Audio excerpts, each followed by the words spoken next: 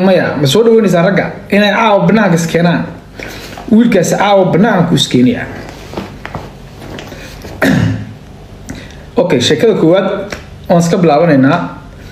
labadan sheeko ee aan ku bilaabayo waxa ii soo dhiibay labadaba waa laba hablood ay soo dhiibay Ahlan thank you abay man labadaba waxa ii soo dhiibay waa laba hablood ta koowaad gabadhan waxay tiri waxa wada sheegaysan jirnay wiilkaan wada sheegaysanay xiriir saa u sii weyni naga muddaxayn inta badan xiriiradu waa laba xiriir la fahgaaray oo habeenkii xitaa la tiraado indhaha isku qabo maxaa xiran tahay xagee joogtaa xiriirku haddii halka gaaro waa xaalad kale inantan waxay tiri xiriirkaygu wiilka aan lahaa halka muu gaarin mano cusmaan meel dheerna muu gaarin wiil kale markaa waxa jiray wiilkan ay saaxiib ahaayeen ama ay saqaaneen ama iyaduba ay isku taqaaneen waxa tiri wiilkii kale markaan sheekadii isku fahmi weynay wiilkii kale la sheekaysta ama aan sheeko la bilaabay qofka marka sheekada la bilaabays qof kasta wuxuu soo gudbiyaa intiisa wanaagsan wiilkii wuxuu noqday wiil gacan furan tiig lacag ahayd ee ilaahay idinku deeqay ila waa jeceshiin imisa lacagta jecel gacanta soo taaga lacagtii tii lacag ahayd warta ugu faraqay tiri uu soo dhaweystay uu koolkooliyay ninkii kale waa ilaabay tiri shaashadu ka baxa ninkana hal mushkilad baa laakiin mushkiladda leedahay waxay tahay xoogaa ma mushakiba ma waxba ka siiya miyuu yar waalan yahay ma laba xidid baa istaabtay waxay tiri waxba ka khaldan waxay tiri guur buu soo bandhigtay habeenku guurka u soo bandhiganay wuxuu la joogaa wiilkii hore inta la sheekaysan jiray ee saaxiibkii ahaa bariyo kale meherkay waxay tiri meherkayga dhacaya caawo kale wiilkii uu la joogaa bal su'aaluhu weydiinayo bal qiimeeya gabadha bariyo kale guursanayso qof ma la xamalayd ama saaxiib ka ahaado ama walaal ka ahaado ama qof ku dhow ahaado adiga gabadhay ninka bari ku guursanay saaxiibada ma la xamalayd waliba adoo xun ka sheegaya wiilow gabadha guursanayso wax xun ma ka sheegi leedo bariyo kale mehersanaya ha iyo meel soo qora waxa dhacday bariyo kale meherkiisa soo dhacaya wuxuu la joogaa saaxiibkii su'aaluhu weydiinay wax kamid ah gabadhan marka la socotay waa qanini jirtay Soomaa sana ku sameyn jirtay Soomaa waa faraxumeyn jirtay Soomaa waxba ma diiday Soomaa sidan weeye Soomaa gabadhiisu ka sheekeynaa barina uu mehersanaya wiilkii kale u yaabay cusle war qofkani miyuu waaleen ma waxba ka siiya bari meherkiisii weeye xaaskiisina waxa maraya wiilkii kale uu shakiyay uu isaga tagay meherkii baa dhacay meherkii markuu dhacay guri baa la isugu yimid maalmihii hore xaaladdu okay bay ahayd ciyaaraha jiirka iyo qaniyada iyo dee laba qof oo ilaahay iskugu talagalo isxaashada weeye dee rasaas waa socotay waxay tiri habeenadii dambe wiilkii wuxuu bilaabay inuu marba wiil ay saaxiibiin waco oo dhaano gabadhan aan guursaday waa waaweynka ninkii doontay raacdaa waa madiido waa sidan wax la isqabaa 10 habeen miya ama dhowr bilood kaba soo qaad inanta sheekadii maqashay familkeedii wacday dadkeedii wacday cadayme ninkii ka keentay ninkii xaal baa laga qaaday $10,000 ah waa ninkii gabadha qabay waxa laga qaaday xaal $10,000 ah haddana qoyskii waa la isku soo celiyay horta ma ku soo noqon leeyahay ninka isagoo 2 bilood ama 3 bilood kala jooga ninku la xamanaayo le waxa ma diido way ogoshahay waa dhigato ninka ma la sii joogi leeyahay soo xasuug leeyahay intuu ka dhadhalaayo ee hadhow meelaha kale ka soo calaacalayso ee aad oranayso lagu sii dhufeygii asay u sameeyay waxa dhacday markaa in gabadhii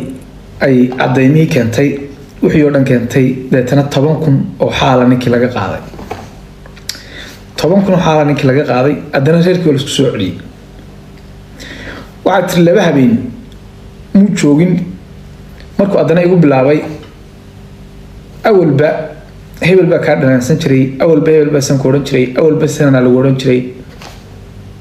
waxay tiri waxaan sii shalay baad xaal ka qaatee bal iska aamu waxay tiri aamusa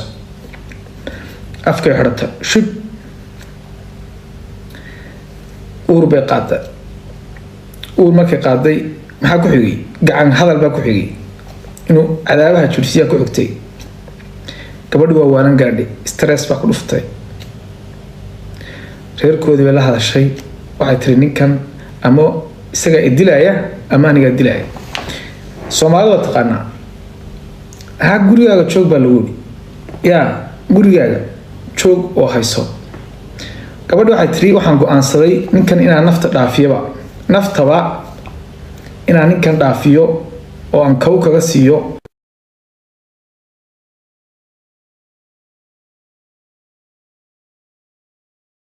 suntii maysiin way ka daysay laakiin waxay go'aansatay maadaama wadamadan qurbaha ay joogto inay booliska wacdo ninkiina ay booliska ku urgeliso oo ay tiraa ninkaas abuse buu hayaa uu farxumeeyay uu dilaa gurigii kama soo wareegi karo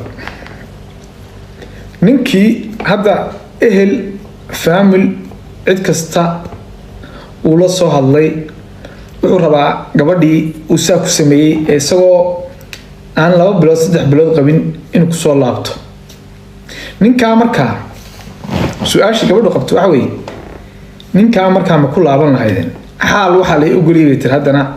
lacag qadarkeedu uu dhowr kun yahay 10 kun haato 15 kun haato 20 kun haato waxay doonto haato lacagta ma qaadan lahaydeen oo ninka sidaas ma ku noqon lahaydeen mise kumayda noqoteen ha iyo maya waa ku noqon lahaa waa oohinta kuma noqdeen waa qosolka waa ku noqon lahaa waa oohinta kuma noqdeen waa qosolka waa ku noqon lahaa waa oohinta kuma noqdeen war waxaan isoo qabanay madaxa iga galay maxaa waa ku noqon lahaa waa oohinta kuma noqdeen waa qosolka kuma noqdeen baad dhahdeen miyaa okay sheekada labaad xoogaa waa yar madax xanuun waxaana ka sheekeynaysaa in raggu aniga xitaa iga soo qaad inaan waraabayaan nahay waraabuhu muxuu eegtaa laxda ama neefka barida buuran leh neefka shilis ee uu qaniini karo sheekadan intaasay ka turjumaysaa inantan wiil bay isguursadeen ninkii ay isguursadeen habeenkii ay gurigooda yimaadeen waxaa gabadhan mixiisad u ahayd saaxiibadeed ruma laakiin saaxiibadeed maxay tahay waa wax ilaahay wuxuu u dhiibay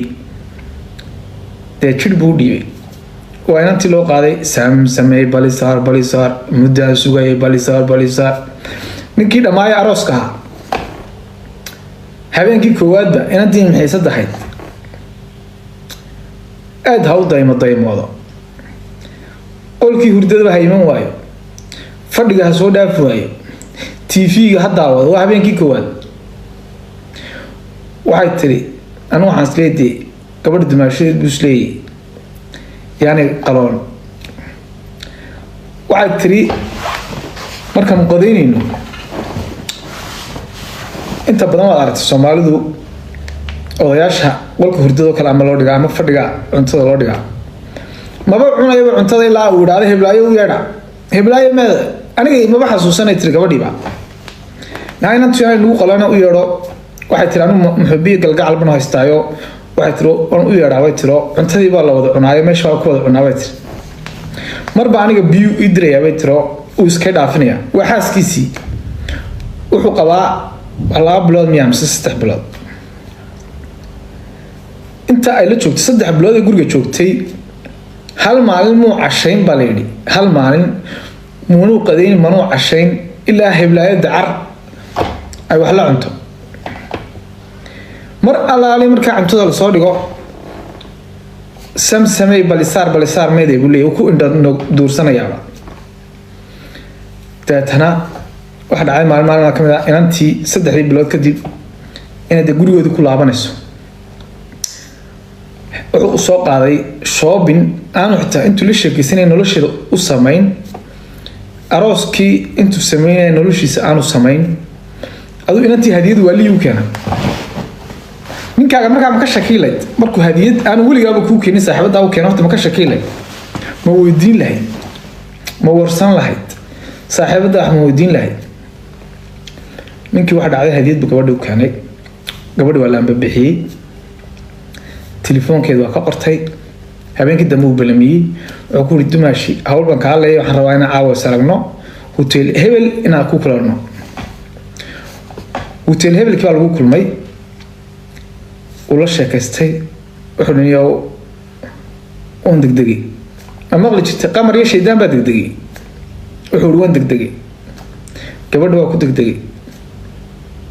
butidi xaaji muuse oo eg hadalka badan leh duriyama qaniyada xun waa nin gabadhiisa caayaya iyo la caayaya saaxiibadeed ninka xaaskiisa kula caayaya ma guursan lahayd dumarku iyagu waa dumarku xoogaa maskaxda kaga jira mararka qaar baan maanaya moogtaa iskana dul qaato maskaxda xoogaa yaa mararka qaar ragga xaasaska la jeceshin moogtiin adu waxa dhacday gabadhii ninkii waa la isfahmay in muddo la wada sheekaysanay tankii hooda degan in muddo la wada sheekaysanay xaaladu hoos ka socdeen labadoodii waxa ku adkaatay magaaladii iyagoo jooga inay markastana kulmaan hawshina socoto gabadhii kale kaarti soo degtay waxay tiri waxaan rabaa inaad Malaysia geyso maadaama ninku lacag lahaa halkaan ay kaga daba timaadid oo tiraana dhakhtar baan baxaya Malaysia gabadhii u daa jaamacad ahaan ay tiroon u baxaya saaxiib Malaysia ku socdaa bye bye yaa diraya saaxiibadii ninkeeda diraya Malaysia tagta saaxiibka uu ka daba tagay wuxuu yiri waxaan xanuunsanayaa kaliba ay xanuunaysa meel bal iga hayaa Malaysia ka daba tagay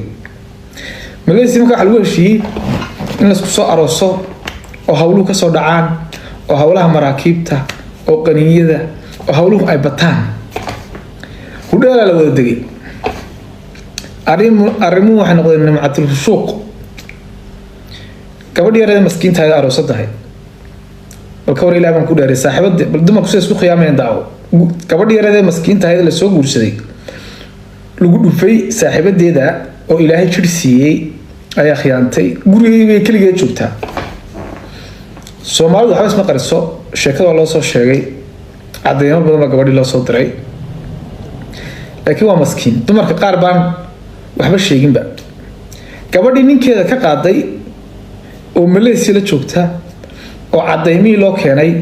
ayaa kolba soo wacay iyadoo tii kale wadankii joogta saaxiib ii waran ma fiicanta saaxiib wallahi de odaygaagina halkan buu joogaa dhakhtarka hebel buu maanta tagayo waa soo caawiyo halkan ay ka dhacdo gabadha cadeymeedii lagu keenay ninkaaga haysta ma la sheekaysanay ma la hadlay telefoon ma ka qaban lay soo caayilay oo indhaha ka gelilay maxaa ku sameyn lay baa way la sheekaysataa caadi oo la sheekaysataa taatana waxa dhacday maalmaha kamid ah in ila waa waraabo isma bedelay gabadh Australia ka timid oo inantan kale markaa Malaysia isku sii barteen in adana ninkii ay barto ila waraabo gabadhii kale Australia ka timid ay adana ka helay muxuu kaga helay waa baasaboorka iyo qurux yar oo ay lahayd tii kale adana uu ku booday waa tii saddexaad gabadhii kale adana ku booday telefoonku ka qortay Malaysia la joogo ay tii kale ku wareegay adkaad hadda maqli jirtay watan marka lagu leeyahay dumarku mararka qaar waa carruur cagaweyn marka lagu leeyahay dumarku waa carruur cagaweyn mararka qaar been maaha ninkaas imsa dumar isku dul khiyaamaya oo intuba is-og inkastoo gabadhan dambe inuu ninkan xaasliyay ma oga kaliya waxay mooseen gabadhan la sheekaysto waxay khiyaamaysaa gabadhanna waxay sii khiyaantay saaxiibadeed oo ay maxisad u hayd oo areeskoodii ay joogtay gabadhii kale markuu tii bartay hudaalkii uu ka bixinay lacagta uu joojiyay Malaysia isaga keena biilkii uu joojiyay hudaalkii uu kaga carara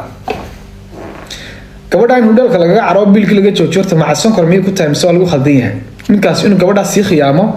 ma ku saxsan yahay mise ku qaldan yahay biilkii ka joojiyay hudalkii ka bixinay ku joojiyay tii kale ugu qabsada tii kale waa hinaasta saaxiibadii mar waxay u soo diraysaa sawiraan iyo cadeymo u soo diraysaa xaladana ninkaagii gabadh buu la sheekaysta saaxiib halkaas ku cadilanahay waxaan u baahanahay inaad lacag ii soo dirtid gabadhii ninkaaga kaa khiyaantay ee mixiisadaada ahay ee cadeymadeeda lagu keenay ee waxaasoo dhiba ku geysatay oo haddana ninkaagu gabadh kale kasii raacay ma biilin lahayd oo maleesi ma ku biilin lahayd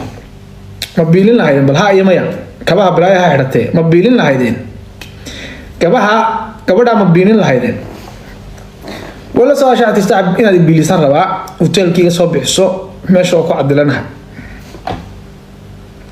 maxay idin tahay gabadhaas may biilisay mise may biilin way biilisay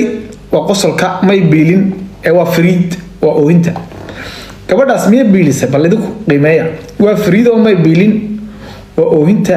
way biilisay waa qosolka gabadhii wax dhacday markii la soo hadashay waxay tiri niyow dhibaatadaas ay haysta lacagtii hotelka lagu leeyay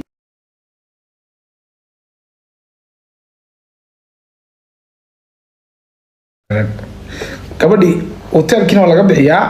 maleesiina waa joogta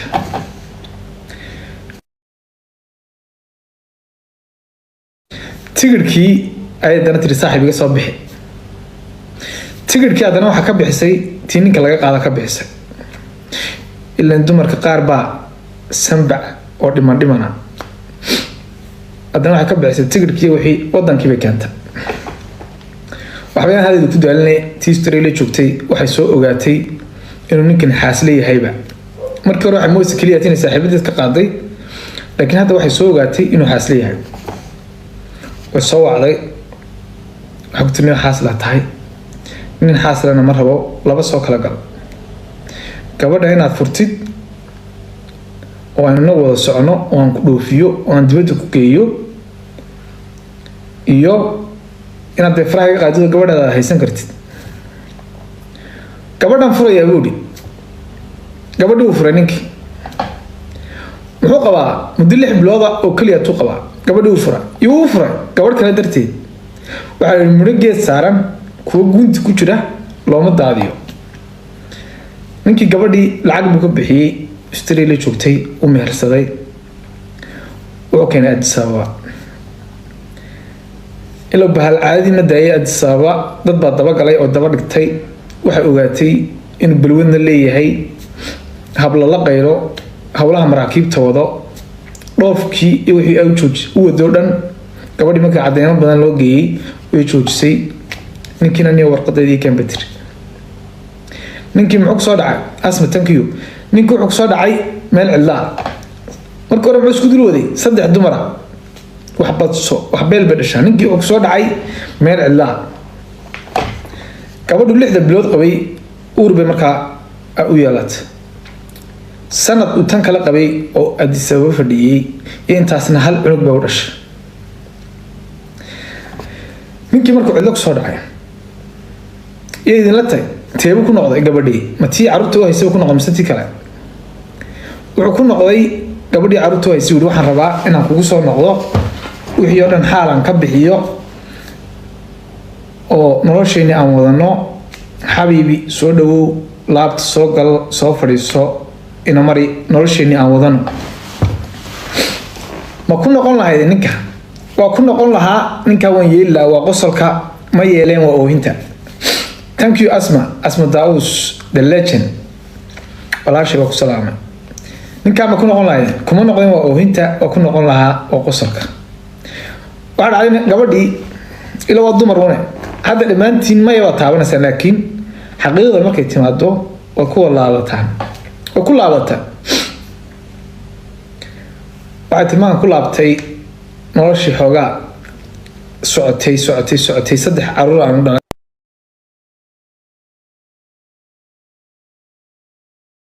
meelaan uga baxo ma aqaana bitir ilaa hadda uu qabaa kulli anigu reeraha isqaba talama siiyo